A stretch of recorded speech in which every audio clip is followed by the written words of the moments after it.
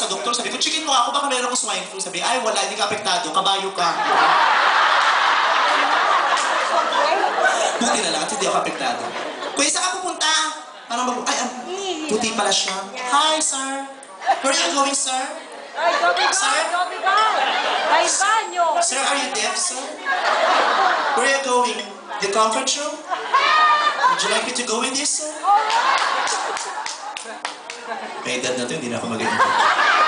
Asawa mo yun, ate? Taray, nakapang-asawa ng kano. Isa na namang Pilipino ang umasenso ang buhay.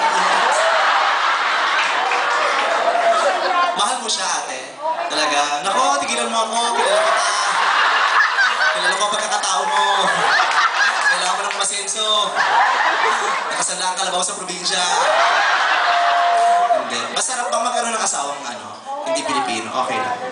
Kasi ako parang, kunyari siguro ako babae ko, gusto ko Pinoy pa rin. Alright, okay. Oo. Kasi wala. Masarap din sana yung mga puti, kaya lang, kasi yung mga puti ang lalaki ng ari, di ba? Yung lalaki ng ari, kaya lang lambutin.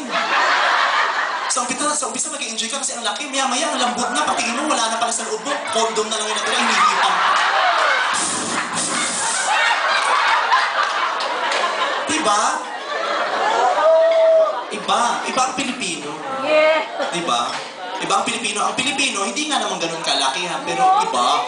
Kahit hindi ganun kalaki ang sa Pilipino, Diyos ko, pag tumigas, sobrang tigas. Sa sobrang tigas, pwede pang magsampay ng basang maong. Diba? Patunayan mo kuya, halika rito. Ang pangit naman kung puro salita lang to, kailangan mo rin papatunay. Halika na, parang prayer meeting, sharing. Halika na, sharing.